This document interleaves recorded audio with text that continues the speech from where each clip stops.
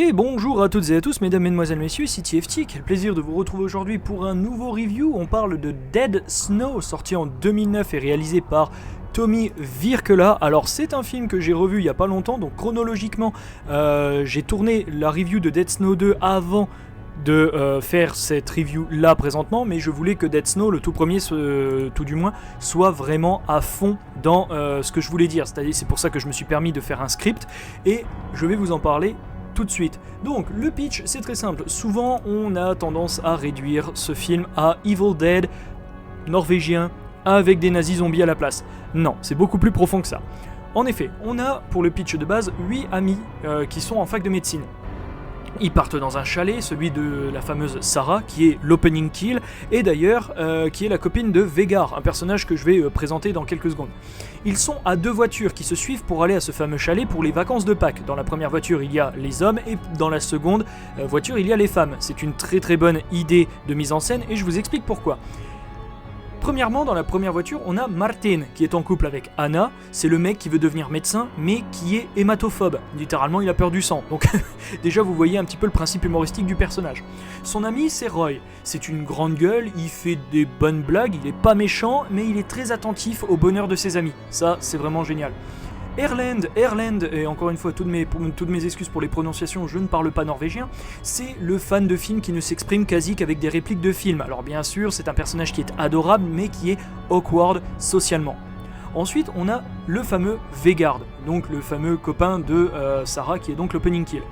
Vegard, j'adore ce personnage. C'est en fait le beau gosse, fan de sensations extrêmes, très sympa, respectueux, amical et bon enfant.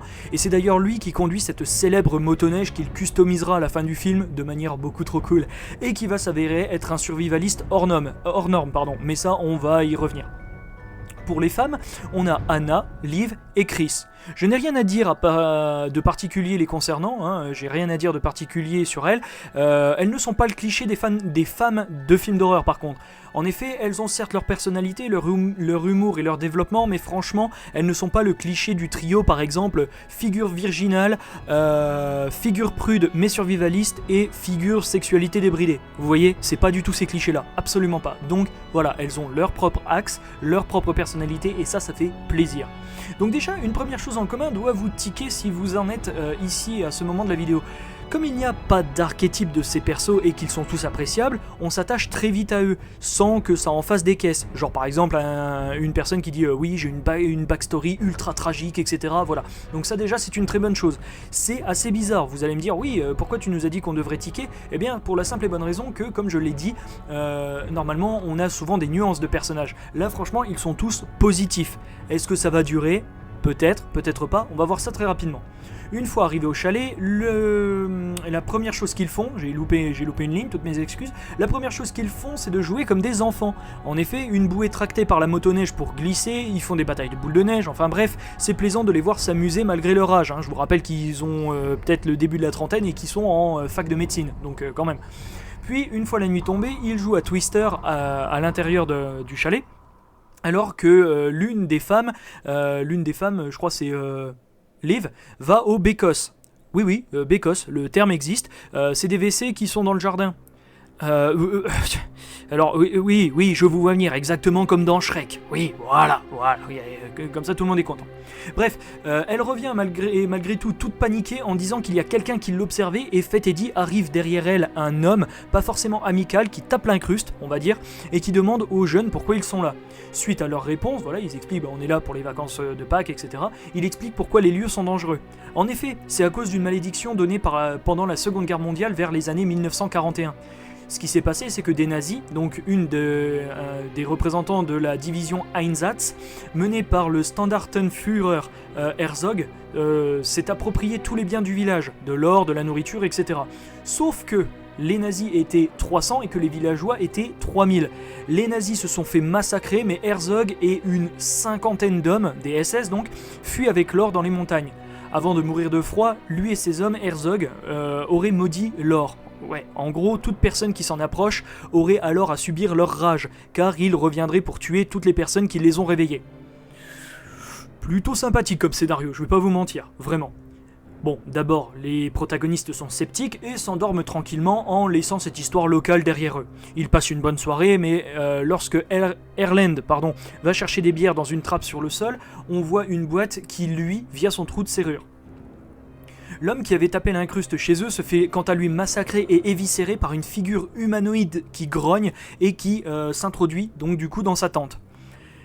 Le lendemain matin, et après un violent cauchemar, oui parce que le mec va camper dans la montagne par moins 40, il est complètement fou, mais enfin bref, il a monté sa tente, ses piquets de tente, etc. Et il se fait attaquer par une figure humanoïde qui grogne et qui l'éviscère et qui le massacre alors qu'elle s'introduit dans sa tente.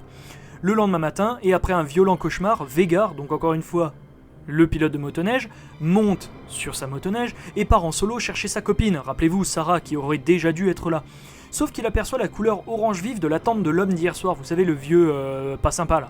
En regardant à l'intérieur, oui, il trouve bel et bien le cadavre éviscéré. Veigar essaye de retourner à sa motoneige mais tombe dans un trou, qui est en réalité une sorte de réseau de tunnels creusés à même la glace. Pendant ce temps, les protagonistes au chalet tombent cette fois-ci sur la boîte qui lui, car Erland, encore lui, avait envie d'une bière, mais en remontant le sachet qui contenait les dites bières, celui-ci s'ouvre, le sachet, laissant tomber les bières. C'est là qu'il remarque la boîte et décide de la prendre et de l'ouvrir. Il s'amuse ensuite, en plus de l'alcool qu'ils ont en grande quantité toutes et tous ingéré, il décide de jouer avec les pièces et autres médailles d'or qui se trouvent dans le coffre. Martin a tout de même un éclair de lucidité, donc le héros on va dire, Martin a un éclair de lucidité et dit que quand même cet or ne leur appartient pas. Roy, la pseudo grande gueule, lui répond « Ça mec, t'inquiète pas, la boîte elle est genre là depuis 50 ans, même une centaine d'années, et personne ne l'a revendiquée. » Mais Liv, en fait, donc l'une des trois femmes présentes, Liv chuchote quelque chose à Anna qui met une pièce dans le pantalon de Martin sans que celui-ci ne la voie. Erland va au Bécosse, dehors, et est suivi par Chris, rappelez-vous la brune, si je peux me permettre, qui a développé un crush sur lui depuis le début du film, en faisant également des références cinématographiques au même titre que lui. Donc voilà, atome crochu, bien évidemment. Il commence à faire... et la pièce qu'elle avait visiblement emportée avec elle tombe dans la neige. L'un des nazis la ramasse et attaque Chris, qui elle était restée au Bécosse tout simplement après Erland. Erland lui est rentré dans le chalet. Elle parvient à rejoindre le chalet couvert de chiasse et de sang puisque le nazi la tire par le trou de la Bécosse tout simplement, mais les autres ne l'entendent pas car ils ont mis la musique à fond et sont sous l'effet d'une grande quantité d'alcool une fois de plus. Seule Anna entend la chose, mais c'est trop tard car le soldat nazi a plaqué Chris au sol violemment avant que la porte ne s'ouvre. Évidemment paniquée, Ada, pourquoi ? Parce que je suis en train de monter des trucs de Resident Evil 4 en ce moment. Anna dit que c'est le vieux de tout à l'heure qui a kidnappé Chris. C'est pas exempt de sentiments ce qu'elle dit, c'est plus que probable. Martin sort avec un fusil à pompe et fait le tour en duo avec Erland, alors que Roy retourne au Bécosse pour voir si Chris est toujours là. Elle ne l'est pas. En effet, les trois hommes rentrent enfin dans le chalet, mais Martin a trouvé un sac. En regardant l'étiquette, c'est bel et bien le sac de Sarah. C'est à partir de là qu'on se rend compte qu'il y a quelque chose qui ne va vraiment pas dans Dead Snow. Et donc, pour la première fois dans le film, le groupe se déchire. Et oui, malgré leur personnalité, malgré le fait qu'ils s'aiment toutes et tous, en tant qu'amis, couple, etc. Pour la première fois du film, ils se déchirent. En effet, ils se posent les trois questions suivantes. Premièrement, faut-il aller la chercher, elle, Chris, en pleine nuit, genre à moins 20 degrés ? L'autre question, faut-il attendre que Chris revienne, car elle a fait une mauvaise blague ? Et enfin, la troisième question, faut-il aller retrouver le vieux qui a peut-être kidnappé Chris ? Mais en fait, on n'a pas le temps d'avoir une réponse à ça, que la tête de Chris apparaît à la fenêtre et Anna la voit. Le problème, c'est que c'est juste la tête. Voilà. Donc, après un grand hurlement, bien évidemment, Liv s'approche de la fenêtre et elle est agrippée à son tour par une main décharnée. C'est celle d'un des nazis zombies qui tourne autour du chalet. Elle parvient quand même à s'en sortir. Alors, étrangement, je vais pas faire tout le film et c'est étrangement là que je vais arrêter ma critique descriptive pour une simple et bonne raison. C'est à ce moment-là que commence le côté purement survival du film. Et franchement, je vous le laisse le découvrir parce que waouh, c'est vraiment d'enfer. Donc je termine cette description en disant que c'est une extrême bonne idée selon moi d'avoir un groupe de survivants d'un côté et Veigar en solo de l'autre. Alors oui, ça fait un peu le mec ténébreux en mode je suis en solo, etc. Oui, mais quand vous regardez ce qui se passe à la fin du film, c'est grâce à Veigar que le spectatrice comprend un petit peu la mythologie de Dead Snow. Bon, évidemment, il y a le vieux qui est en mode, et c'est l'un de mes premiers points négatifs dans le film, c'est vraiment le vieux c'est vraiment Monsieur Exposition. Il s'arrête là, il fait tout commence en 1941 quand les Einsatz sont arrivés et pendant 3 ans ils ont mis à sac le village, ils ont pillé, tué, torturé.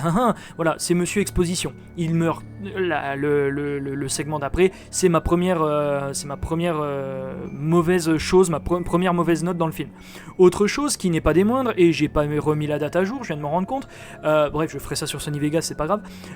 Une autre chose dont je me rends compte, c'est que le deuxième point négatif pour moi, c'est la sorte de pseudo-bataille finale. La sorte de pseudo-bataille finale, en gros, elle est expédiée en 2 ou 3 minutes grand maximum. Alors, tronçonneuse, faucille, marteau, coup de hache, coup de masse, etc. Respect. Genre vraiment respect total. Par contre, je tiens à préciser quelque chose aussi, c'est que le film, alors selon mes sources, le film a eu 2 millions de dollars de budget, mais n'en a récolté que 2,2 millions. C'est un film qui est à peine rentré dans ses frais, mais tout de même, avec 2 millions de dollars, on ne pouvait pas se permettre, j'imagine, de faire de grandes folies. Donc c'est pour ça que cet argument de la bataille finale, qui dure 3 minutes, mais qui est ultra gore pour 3 minutes, clairement, je vais passer dessus. Je vais plus la prendre comme un point positif. Donc le point négatif, c'est Monsieur Exposition, mais aussi une autre chose que j'ai trouvé mais incroyable, c'est la mise en scène de ce film. En effet, c'est pas tous les jours que vous voyez un film qui se passe dans la neige, et encore plus un film gore. C'est un film gore, hein, c'est un film d'horreur, d'accord, film d'horreur film d'horreur surnaturel de sous-genre gore, mais on ne le répétera jamais assez, la nuance entre la neige et le sang, ça fonctionne ultra bien dans les films d'horreur. Il faut continuer à faire ça. Sérieusement, il faut continuer. C'est excellent, ça fonctionne beaucoup trop bien. Je prends à témoin, bien évidemment, comment il s'appelait, Détour Mortel 4, les origines, je crois, je sais plus comment il s'appelle, mais bref, Détour Mortel 4, où ça se passe dans une sorte d'institut abandonné à la montagne. C'est pareil, le sang sur la neige blanche, ça fonctionne du feu de Dieu. Je trouve ça beaucoup plus impactant au niveau de la mise en scène plutôt qu'autre chose. Donc voilà, dernier point, le point positif, bien évidemment, le point énormément positif, c'est bien évidemment les plans séquences, tout con, mais de poser la caméra et de voir des paysages de Norvège. Encore une fois, vous allez me dire, mais putain, TFT, c'est tout simplement, tu poses ta caméra et tu filmes le paysage. Oui, mais c'est encore une fois, même en 2024, c'est encore pire, étant donné que le film est sorti en 2009. Franchement, que de voir des paysages norvégiens sur nos écrans à nous, Européens, occidentaux. C'est rare de voir des films qui nous viennent de Norvège, de Suède, de Finlande, etc. Et c'est magnifique. En 2009, le film était sorti, en 2024, ça fonctionne encore. Que voulez-vous ? Donc franchement, j'ai surkiffé ça. Mention spéciale également à l'introduction, avant qu'on présente tous les personnages, donc Martin, Roy, Vegard, etc.